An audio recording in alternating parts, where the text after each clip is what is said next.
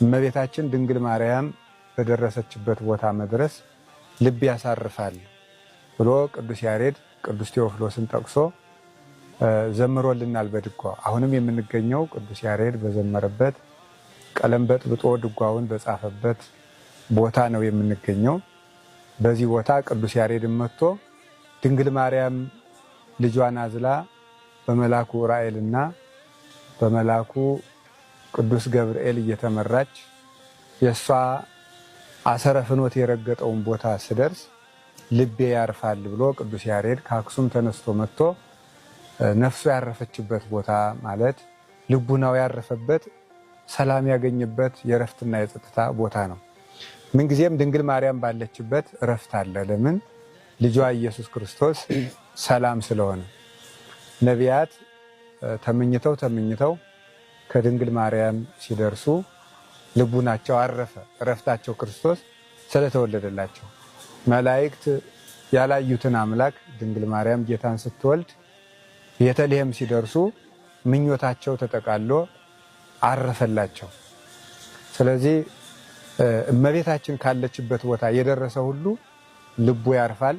ሰብአ ሰገልም ተጉዘው ድንግል ማርያም ልጇን ታቅፋ ካለችበት ቦታ ሲደርሱ ልባቸው አርፎላቸዋል እና ለዚህ ነው ካገኘኝ መከራና ድካም ሁሉ ድንግል ማርያም ካረፈችበት ቦታ ስደርስ ልብ ያረፈልኝ ብሎ ቅዱስ ቴዎፍሎስ የተናገረውን ቅዱስ ያሬድ የዘመረልና በዚህ ቦታ እናታችን ድንግል ማርያም በስደቷ ወራት ጉዞዋን ጨርሳ ወደ ኢየሩሳሌም ከመመለሷ በፊት ስላረፈች ብዙ ቅዱሳን ሁሉ እየመጡ ልባቸው አርፎላቸዋል። እነ ቅዱስ ክርስቶስ ሰምራ፣ እነ ቅዱስ ወለተ ጴጥሮስ፣ እነ አቡነ ያፍቅረነ እግዚእ፣ እነ ቅዱስ ያሬድ፣ እነ አቡነ ሰላማ ከሳቴ ብርሃን በዚህ ቦታ ልባቸው ያረፈበት ቦታ ነው። ከእስራኤል የመጡትም ተሰደው የመጡት ታቦተ ጽዮን ይዘው የመጡ ሌዋውያን ሁሉ ልባቸው ያረፈ እዚህ ሲደርሱ ነው። እዚህ ሲደርሱ ልባቸው አርፎ በደሴተ ጻና ዙሪያ ያሉ በሙሉ በሰላም ተቀብለዋቸው ነገደ እስራኤል ሁሉ ያረፉበት እረፍት ያገኙበት።